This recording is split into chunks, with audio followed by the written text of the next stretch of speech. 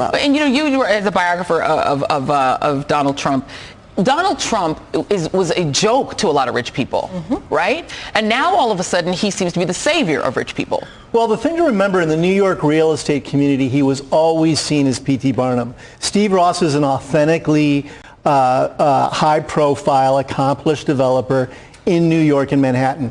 Donald Trump was considered a carnival act by that community. And there was this interesting moment on Friday on the White House lawn when Trump was asked about Ross's fundraiser. And Trump said, well, he understands it's hot. It's hot to be next to me. And I think he might even be a Democrat, but he understands that I'm hot.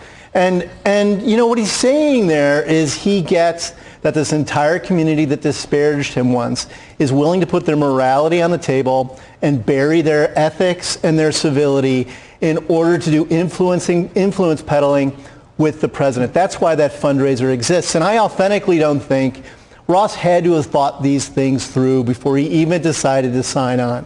I will bet he was more than ready to say, I know I'm going to get grief for this, but I've got some business items I need to get ticked off, and I'm happy to throw this event for him. Trump comes from an environment in which he grew up with a father who influence peddled with all of the Democratic clubhouses in Queens and Brooklyn in order to get his own real estate deals done. Trump grew up in that environment. It's in his bones. Yeah. And it's interesting that all of this stuff is sort of coming together on a week in which Trump has set the most vile racial turmoil the country has seen in decades in motion, claiming he didn't. And then you end up with gun violence, and you have this other very, I think, gnarly example of the intersection of money and politics in the NRA and guns. Yeah.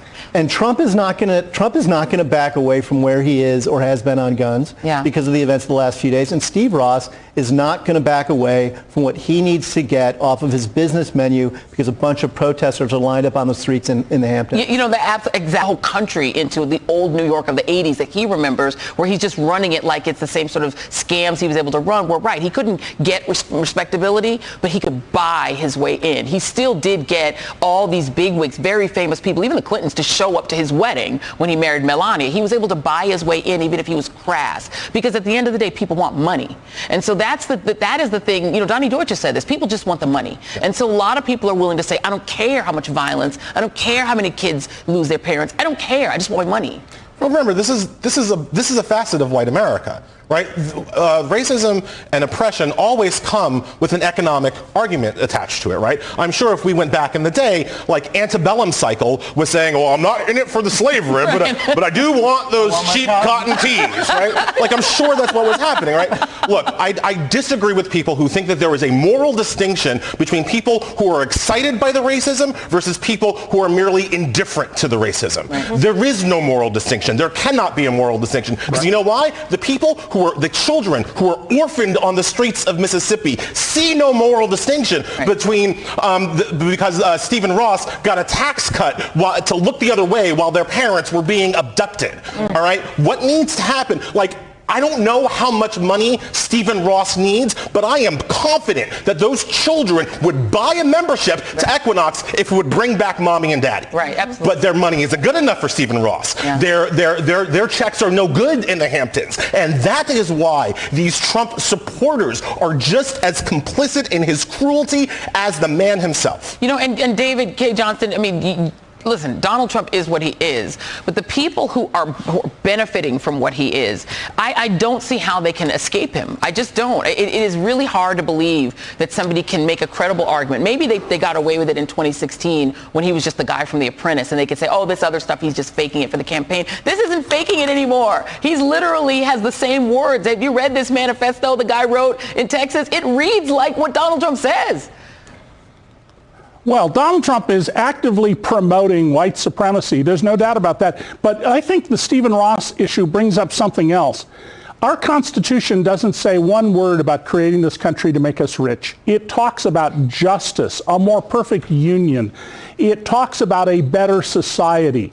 And we're not talking about a city on a hill anymore. We're now talking about how much money can we put in the pockets of already fabulously rich people like Stephen Ross, who, by the way, is a welfare king. Hudson Yards, his football team, and other things are enormous welfare operations that you and I as taxpayers are subsidizing. Oh my God, please say it again. Please explain. Please, okay, can you just say that one more time? Because people, if you ever, listen, I lived in South Florida. Every football stadium in America is a tax subsidized welfare cheat. All of it. Go on, please say it again. Say it again. Say it again. Even the few stadiums where it's claimed that they're not subsidies, they are. 100%. And Hudson Yards, his big development, is a huge tax-subsidized operation. Donald Trump is one of the biggest welfare kings in the history of America, particularly relative to the size of his business. And, you know, taxpayer, if you think you're doing well, that you got a few crumbs in the Trump tax bill, you have no idea. You have been burdened. Federal debt is growing at almost 3 times the rate it was under Obama.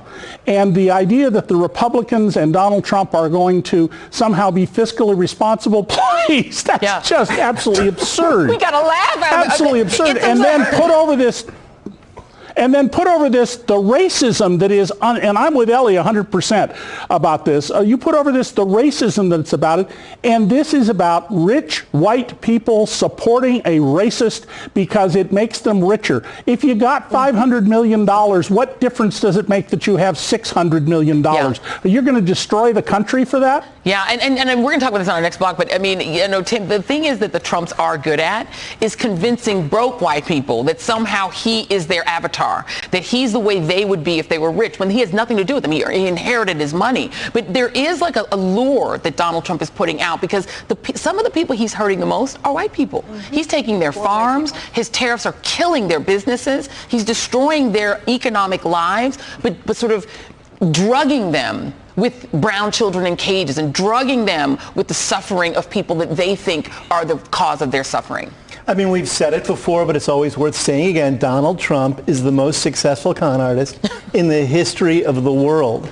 There's no one even close at this point, given the amount of power he wields, the amount of policies he can affect, the lives he can damage. There's no one even close. How is he doing it? Because he doesn't seem to be super brilliant. Like if you read his tweets, you know, he doesn't, I mean, being, you know, not to me. I mean, he is not intellectually sophisticated, but he has this reptilian sensibility about what works on the streets. You saw this in The Apprentice. The whole attraction of The Apprentice was Donald Trump is a poor guy's idea of how a rich guy lives.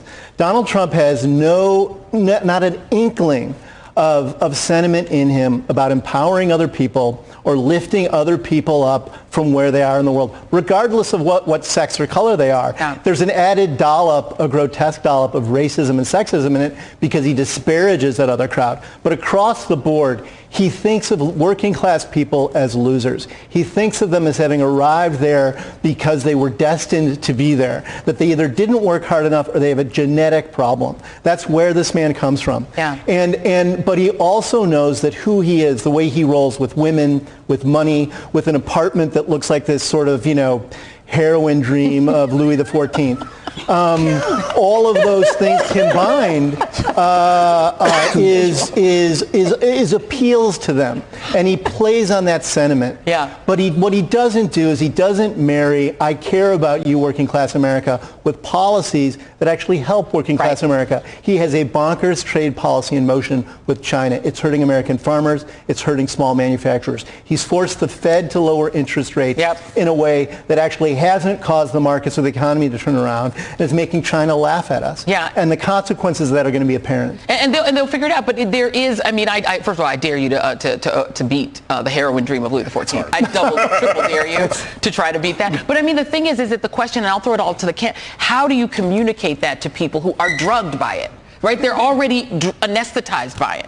Anybody. Look, I've had people call on my show in the past who are Trump supporters who are white who bluntly said, he makes me feel better to be white again. He makes me feel better about myself as a white person. Yep. They've literally said that, and they're like, I'm not racist. He makes me feel good about being a white person, and that we are suffering. We are a victim. He speaks the victimhood language. So for them, we look at it as pathetic. They look at it as a champion. You don't communicate it to them. You beat them. You beat them. They are not a majority of this country. The majority of white people in this country are not a majority of the country.